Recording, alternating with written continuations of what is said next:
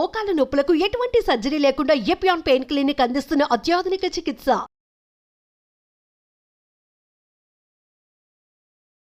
అసలు తగ్గాలంటే బాగా చెప్తారంట మీరు టిప్స్ అంతా. Like I'm a pure vegetarian, so maximum vegetarian స్టఫే చెప్తాను. చాలా మందికి ఇంట్రెస్ట్ ఉండకపోవచ్చు. ఇప్పుడు ఈసారికి ఒక 45+ ఉంది అనుకోండి, ఇప్పుడు టిప్స్ చెప్తారు అనమాట ఎలా ఉండాలా. ఏం లేదు, సో వెజిటేరియన్ అయితే ఏం తీసుకోవచ్చు మీలాగా ఉండాలంటే ఫిట్గా? వెజిటేరియన్లో ఏదైనా తీసుకోవచ్చు. ఒకటే బేసిక్ ఫండ్, మనం ఏదైనా తినొచ్చండి, కానీ లిమిటెడ్. దాని తగ్గ వ్యాయామం ఉండాలి బాడీకి. For example, if you are consuming 1000 calories, you should burn that calories. Otherwise 1000 calories consume చేసి ఓన్లీ 100 calories మీరు ఖర్చు పెడితే మిగతా 900 calories ఎక్కడో బాడీలో ఆగిపోతాయి కదా. అది ఫండా బేసిక్గా. And more over timely food, timely sleep, ఈ రెండు చాలా ఇంపార్టెంట్. అంటే వాటర్ ఇంటేక్, మన హ్యూమన్ బాడీకి ఎంత వాటర్ అవసరమో అది తీసుకోవాలి. చాలా మంది ఏం చేస్తారంటే ఇగ్నోర్ చేస్తారు, వాటర్ ఎక్కువ తాగరు. బట్ మన for example every 20 kgs of human body needs 1 liter of water. So if I'm 80 అంటే నేను 4 liter ఆఫ్ వాటర్ తాగాలి రోజు. సో ఇది బేసిక్ ఫండ్, అంతకుమించి ఏం లేదు. ఇప్పుడు నేనేం టిప్స్ తీసుకుంటే బాగుంటాను సార్? మీకు టిప్స్ అవసరం, మీరు నాకన్నా బాగున్నారు. అంటే మీరు ఎందుకు హీరోగా ట్రై చేయలేదు? నేను మీకన్నా చిన్నోండి కదా సార్. అదే అందుకే మీరు ఇప్పుడు ట్రై చేయొచ్చు కదా. లేదు అంటే నేను ఏదో ముఖస్థితి కోసం చెప్పట్లేదు, you can try. Definitely you have good features. Definitely try చేస్తాను, మీరు చెప్పారు కాబట్టి. ఆ సినిమాలో నేను విలన్గా చేస్తాను. అంటే ఆ అవకాశం పోగొట్టుకోకూడదు. అంతేనా? ఎందుకంటే నాకు విలన్ క్యారెక్టర్ చేయడం చాలా ఇష్టం. ఎందుకంటే హీరోని ఎలివేట్ చేయాలంటే విలన్ కూడా ఎలివేట్ అవ్వాలి కదా. విలన్ పెద్దగా ఉంటేనే హీరో కూడా. అసలు చెప్పాలని కాదులే కానీ సినిమా వాళ్ళు పొద్దుస్తమానం బుల్లితెర మీద కనిపించే వాళ్ళని మనం ఎందుకు లేని పెట్టరు. అసలు మీలాంటి వాళ్ళు చాలా మంది ఉన్నారు ఆర్టిస్టులు చెప్పాలంటే. ఇప్పుడు మీరు కానీ ఇంకా శ్రీరామ్ గారు ఇంతకుముందు చేసి ఉన్నారు, ఆయన కూడా బొమ్మరిల్లు వీటిల్లో మంచి మంచి బ్రదర్కి మంచిగా హీరోకి ఒక సపోర్టింగ్ ఉన్న ఫ్యామిలీ, దాంట్లో వెయిటేజ్ ఉన్న క్యారెక్టర్లో చేయొచ్చు మీ అందరూ.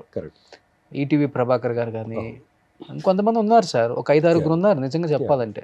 అరే మన వాళ్ళు ఎంత బాగుంటారు కదా, ఎందుకని మన డైరెక్టర్స్ గమనించరు వీళ్ళని? అంటే ఇది వరకు ఉండేదండి మీరు అన్నది, టెలివిజన్లో చేసిన వాళ్ళు భరణి శంకర్.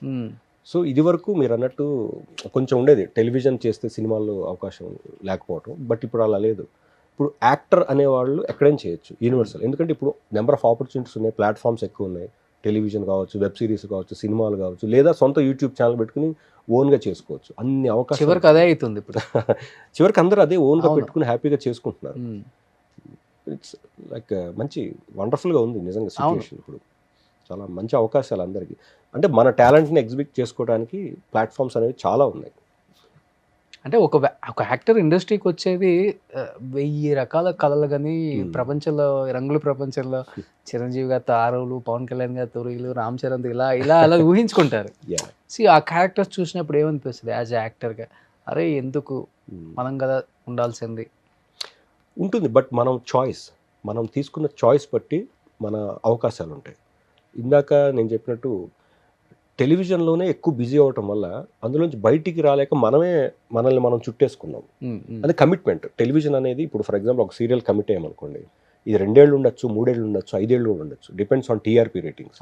సో అప్పుడు ఏమవుతుందంటే ఇది డైలీ ఫుడ్ లాంటిది. ఇది సినిమా అనేది ఏంటంటే అసలు జాక్పాట్ లాంటిది, కొడితే అసలు ఎక్కడో ఉంటుంది మంచి క్యారెక్టర్ పడితే, ఐఎమ్ టెలింగ్.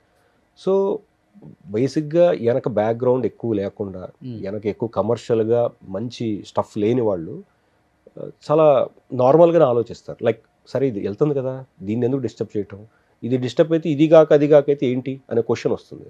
అప్పుడు ఏమవుతుందంటే కాంప్రమైజ్లో వెళ్తుంది.